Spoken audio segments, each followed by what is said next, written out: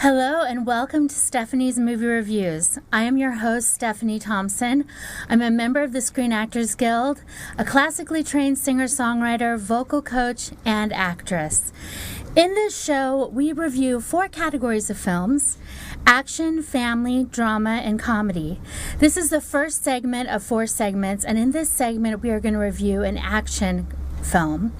And I just want you to know, if you're on social media right now, you can go to akexpertstv.com and you can check out all the segments that we have on akexpertstv.com, and that includes all 3 shows that we have here at WCOBM: World of Book Reviews with Judy Morio, and Amy Kodashian and the Experts with Amy Kodashian, who is the creator, producer, and director of the 3 shows, along with my show, Stephanie's Movie Reviews.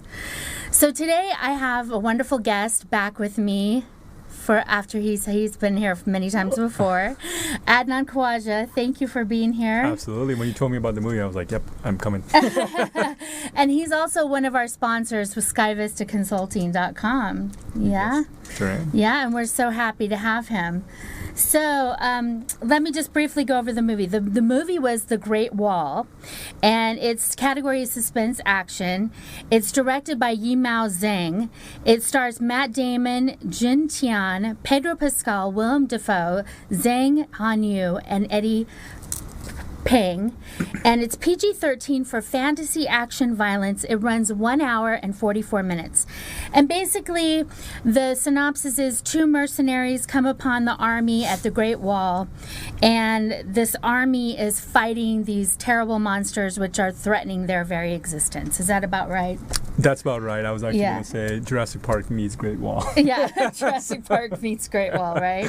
Yeah, in essence. But I think the movie was...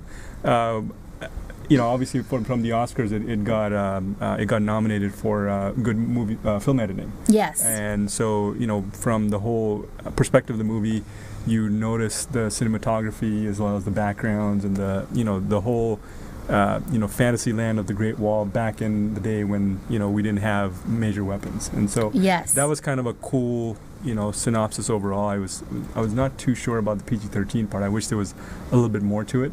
Okay. Just because, obviously they're introducing creatures that were not quite Jurassic Park-esque. Right, but, right. They were, I was going to say, one of the video game type of characters that was definitely portrayed in there. So, a real exciting movie from my point of view. Yes. Obviously, I'm a big fan of Matt Damon.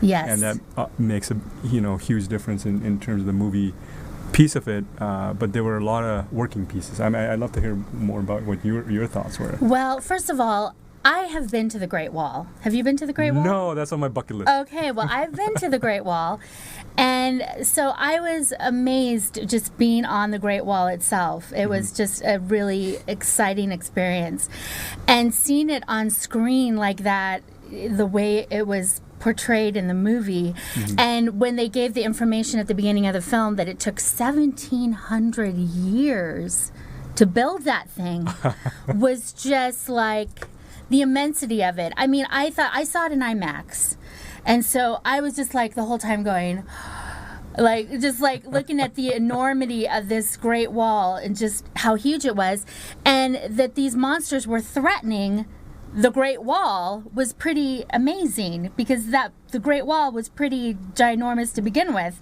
Oh yeah. So how could that be possible? These monsters had to be pretty intense and pretty a lot of them to be threatening it. And of course, folks, it's fantasy. They say, well, it was a legend of the Great Wall or whatever, but it's fantasy. I mean, right? I mean, it was absolutely. It was total fantasy. I mean, no one believes that there were monsters back then or anything like that. But it was a fun movie. And I have to say, I don't know if I'm allowed to say this, but okay. One of the things that I loved about this movie was that the women were badass. Okay? They were. They sure were. They were. I mean, they were on the front lines kicking butt. You know what I mean?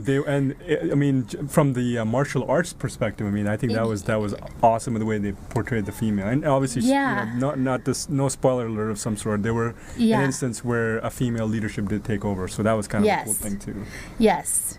Yes, but the way that they set up the army, like all the formations and the drums and the whole, like, the way that they did the fighting and the stances and all that kind of thing, I just found it fascinating. It was. I mean, I'm a big fan of sci-fi, so this to me, was action sci-fi, and real exciting overall. And the nice thing that really captured me the most was, obviously your setup. The whole setup was around the Great Wall, but then right behind the background where you have the whole horde of animals. I mean, the creatures coming through, and then climbing up the Great Wall and in formations that there was some intelligence behind it. That actually got me quite curious. And I mean, again, I'm a horror movie buff in some respect. I also love zombie movies, so to speak. So it reminded me quite a bit about World War Z with Brad Pitt, and I thought, hey, okay, this is kind of a cool concept. So you got your imagination sort of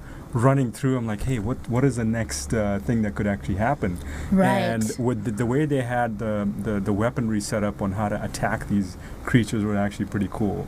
The Secrets of the Great Wall? Are you talking about that? Like what they did with the wall itself? Oh, that too. That, yeah. And not giving any spoilers. But the cool thing was when one of the scenes actually, which I really like, was they had a part of the wall kind of elevate, and they had they call it the Suicide Squad or the Death Squad or something like that, and I was like, okay, this is neat, and the whole thing sort of happened. But I mean, it's a very full action-packed movie where you can't really predict what's going to happen next. But although you can, if you've seen enough fantasy movies, sure. But at the same token, there was William Dafoe's role. I thought was kind of hidden. It was hidden, and he kind of played like a slimy character. He did. He just was kind of like in the shadows and playing a slimy character. And Matt Damon. Now, did you believe him as the reluctant hero? Because I did. I believed it. He did.